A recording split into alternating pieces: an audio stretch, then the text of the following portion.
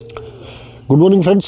तो आज हम बात करेंगे बैंकिंग सेक्टर की। बैंकिंग सेक्टर में सबसे पहले हम देखते हैं इनको आईसीआईसीआई, एचडीएफसी, एक्सिस, एसबीआई या कोटक, जो मतलब पैन इंडिया बैंक्स हैं ऑलरेडी, जिनका शेयर साइज ही 7 लाख 8 करोड़ के आसपास है। तो उनमें क्या है कि ग्रोथ का दिक्कत है कि पूरा इंडस्ट्री अगर 11-12% से ग्रो कर रहा है तो उनका एसेट क्वालिटी में कोई दिक्कत नहीं है, उनका एनपीए नहीं है, जीएनपीए बहुत कम है।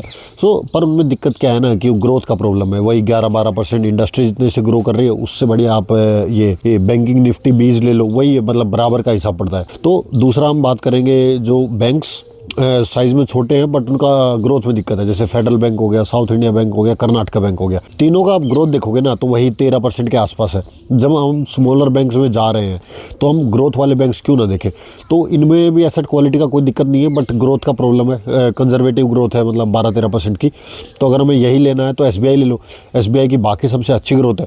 लेकिन हम बात करेंगे उन बैंक्स का जिनका अभी एसेट क्वालिटी इंप्रूव हो रहा है, और जो मतलब पिछला 1 साल में जो माइक्रो फाइनेंस का रिकवरी चला है ना, उससे मतलब कौन सा बैंक्स में ज़्यादा वो आएगा। तो हम बात करेंगे एक तो आईडीएफसी फर्स्ट बैंक की, आरबीएल की, बैंक ऑफ महाराष्ट्र की, और एक डीसीबी बैंक है इसकी। तो हम बात करते हैं, एक तो ये डीसीबी बैंक है ना, ये बोल रहा है कि हम आने वाले 4 साल में अपना लोन ग्रोथ को डबल कर देंगे। मतलब सीएजीआर लगा लो अब लगभग 18-19% का, तो लोन ग्रोथ को डबल करेंगे। और ये हो क्यों रहा है, क्योंकि उन्होंने जो प्रोडक्ट मिक्स किया ना अपना लोन का, कि अभी डायरेक्ट चालू किया है, माइक्रो फाइनेंस में रिकवरी है ही, तो उसकी वजह से इनका न्यूज़ का नंबर भी इंप्रूव हो रहा है। तो दूसरा बैंक ऑफ महाराष्ट्र का आरओई मतलब वन ऑफ द बेस्ट है, मतलब आरओई 23% के आसपास है और ग्रोथ भी उनका 18-20% के आसपास है।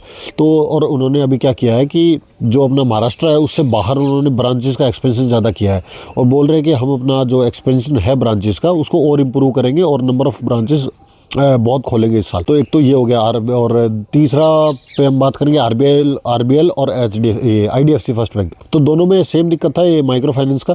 और लेकिन आरबीएल बैंक में जो इनका बैड लोन्स था ना, उसमें भी रिजोल्यूशन आ रहा है, बैड लोन्स का रिजोल्यूशन हो रहा है।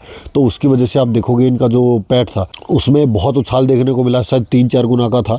अगर आप इनकी कॉन कॉल पढ़ेंगे तो भी इन्होंने बोला है कि हमारा जो बैड लोन्स था वो एक हिस्ट्री है। एंड और स्टॉक मार्केट तो वैसे भी फ्यूचर को देख के चलता है ना, अगर कोई इंसिडेंट हुआ तो उसको स्टॉक प्राइस में तभी करेक्शन हो जाता है और अगले दिन से फिर फ्यूचर की तरफ देखने लग जाता है। और आईडीएफसी बैंक, इसका स्टेबलाइजेशन हो गया माइक्रो फाइनेंस का, और इसमें बाकी कोई दिक्कत है नहीं। तो ये 3-4 बैंक्स ऐसे हैं जो मेरे को लगता है कि, और ऊपर से कनारा बैंक है ना। वैसे तो मैं गवर्नमेंट बैंक्स की तरफ देखता नहीं हूँ ज़्यादा, क्योंकि मेरे को लगता है कि गवर्नमेंट है तो क्या डिसीजन लेगी क्या नहीं लेगी। बट कैनरा बैंक का नंबर बहुत अच्छा है और एसेट क्वालिटी बढ़िया है। और ये कैनरा बैंक और एसबीआई को छोड़ के मतलब मेरे को तो गवर्नमेंट वाला बैंक्स में इतना कोई अच्छा लगता नहीं। लेकिन जब कि आपके पास आईडीएफसी फर्स्ट बैंक है, बैंक ऑफ महाराष्ट्र है, डीएसबी है, डीसीबी है और ये आरबीएल बैंक है, ऑल आर डूइंग गुड। और मेरे को लगता है कि ये 4 बैंक्स आपको देखना चाहिए, क्योंकि पूरा जब भी रिकवरी आता है ना इकोनॉमी में, तो वो रिकवरी स्टार्ट होता है ये बैंकिंग सेक्टर से। और बैंकिंग सेक्टर में भी उन बैंक से जो बहुत ग्रो कर रहा है और अपना एसेट क्वालिटी को इम्प्रूव कर रहा है। तो बाकी तो ये जो स्मॉलर बैंक्स थे, उज्जीवन हो गया, उत्कर्ष हो गया, उनको भी आप देख सकते हो। लेकिन ये जो मीडियम साइज़ के बैंक है ना, यही आगे जाके सबसे पहले बड़े बैंक बनेंगे। तो इनको आपको ज़रूर देखना चाहिए और इनका कॉन कॉल पढ़ो, नंबर्स देखो, और नंबर्स में देखो कि इनका निम्स का नंबर कैसा है, जीएनपी का नंबर रेगुलरली कम हो रहा है कि नहीं हो रहा है, ग्रोथ कैसा है कि लोन, और ग्रोथ जब बात कर रहा हूँ तो लोन बुक का ग्रोथ की बात कर रहा हूँ मैं। तो इनका लोन बुक का ग्रोथ देखो, बस यही है। और that's it for today's guys.